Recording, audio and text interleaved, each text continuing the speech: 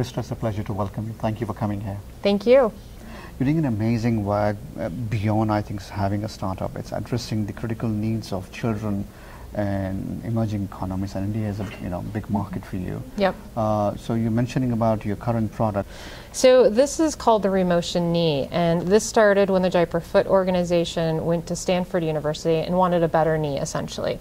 And the students designed a 4-bar mechanism that better mimics the natural gait, and then we absorbed that student team, and now we have the Remotion team, and the project manager at D-Rev is named Vinesh Narayan, and he was one of the original students. But this product is coming to market very shortly, even though earlier versions have been used extensively in India with the Jaipur Foot organization. Over 7,000 amputees are wearing that first version.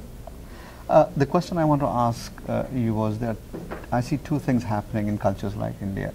One is a lot of myths going around in terms of addressing the critical needs of children. Sure. The other is the hygiene part and trying to understand how this could be prevented in the first place. How do you address these needs, try to educate the population? Yes, I think that's a great question, and that's the belief that D-Rev, our organization, is built on. And our focus really is people living on less than $4 a day. But health is critical for human potential. If you want to have a job, if you want to go to school, if you want to earn a living, you need good health. And so information is part of that. And for example, we've even seen in the time we've been working with our partners in India and our customers and our users at hospitals and doctors, their expectation of products has changed. And I really think this is an indication of greater information, greater access to better technology, and a market that allows that. How do you address the price points? Because I'm sure it is an important element in your business model.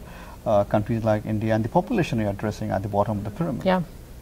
Yeah, so that's a great question, and we do this in several ways. One, we're structured as a nonprofit, so we raise philanthropic funds, so grant for the R&D, so the product development of the product. But once the product hits the market, it needs to be entirely economically self-sustaining. And what that means is the profit margins are built in for manufacturing, for distribution, for sale, for scaling. And so the key is designing this very high quality but affordable product. And I think in medical devices, probably more than many industries, there's a lot of room for innovation. For example, with our phototherapy device, a lot of the phototherapy devices in India were using compact fluorescent tubes. We designed it with LEDs. And that was one of the reasons why our partner was really excited about it too, because Phoenix loved that we were moving into the next generation with a very affordable technology. For those who are aspiring to go into this particular field, because they have this care attitude towards the bottom of the pyramid, is there a sustainable model if you do not go into raising funds as a nonprofit?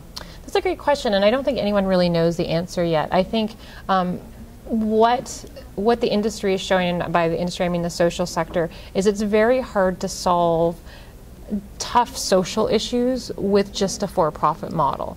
You can do a lot of good. You can go into the middle income and settle the middle income and have impact there and then hope for some trickle down, but that can be a very long time. Right.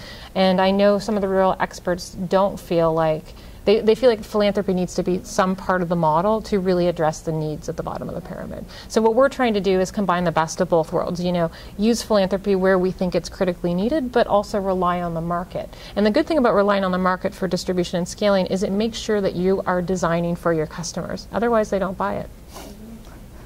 All right, Krista, thank you. I appreciate you coming again. Appreciate it. Thank you very much. Right.